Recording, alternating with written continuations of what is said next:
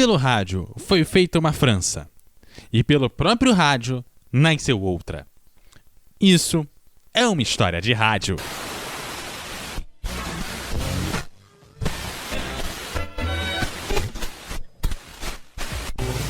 História de rádio.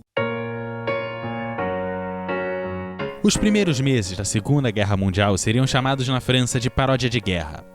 Isso porque a guerra estava declarada, mas a vida na França permanecia normal, pois o conflito ocorria bem longe de seu território, o que não significa que não eram necessárias certas precauções. Foi instituída, por exemplo, a censura informativa, e os alertas aéreos obrigavam que algumas transmissões fossem interrompidas.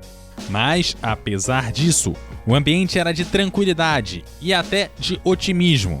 Mas tudo mudou em maio de 1940. Em uma nova fase da guerra, os nazistas invadiram a Holanda, a Bélgica e a França. Os soldados franceses e ingleses acabaram caindo sob a superioridade do exército alemão, e uma rendição em massa de soldados ingleses e franceses ocorriam enquanto os civis fugiam pelas estradas sem rumo e os políticos eram incapazes de dar alguma resposta. O presidente da época era Paul Reynaud. L'heure que nous vivons est décisive. La situation est claire et elle est simple. Em 10 de junho, o governo abandonou Paris e declarou cidade aberta. A capital da França caiu sem luta 4 dias depois. A rádio alemã deu a notícia com euforia.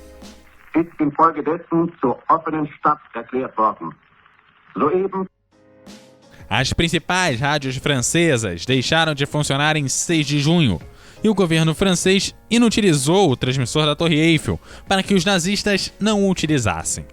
No dia 13, foi a vez do transmissor da emissora privada mais importante da França, mas dessa vez sem sucesso. O governo e as câmaras legislativas foram para Bordeaux, e foi dali que no dia 17 de junho foi feita a transmissão que entrou para a história da França. Radiodiffusion nationale de l'État français. Mesdames, Messieurs, Monsieur le Maréchal Pétain, président du Conseil des ministres, vous parle. Français, à l'appel de Monsieur le Président de la République, j'assume, à partir d'aujourd'hui, la direction du gouvernement de la France. Paul Reynaud deixou o governo e entregou a Mariscal Philippe Pétain, que acabou formando o governo. Pétain era uma pessoa de prestígio e foi herói da Primeira Guerra. Porém, já com mais de 80 anos, mantinha um posicionamento claramente derrotista e fazia parte da direita francesa, que, por medo do comunismo, estava disposta a colaborar com o fascismo. Pétain se mostrava bastante derrotado quando anunciou que propôs aos alemães uma trégua que evitaria uma derrota total da França.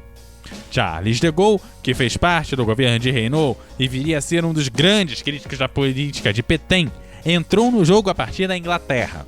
No dia 18 de junho, a partir da BBC de Londres, convocou os franceses a não aceitar nenhuma rendição ou trégua e continuar o combate. No dia 22, foi assinado o Tratado de Paz, porém, as condições eram duras e Pétain tratava de colocá-las como inevitáveis. Je me suis adressé cette nuit à l'adversaire pour lui demander s'il est prêt à rechercher avec moi les moyens de mettre un terme aux hostilités.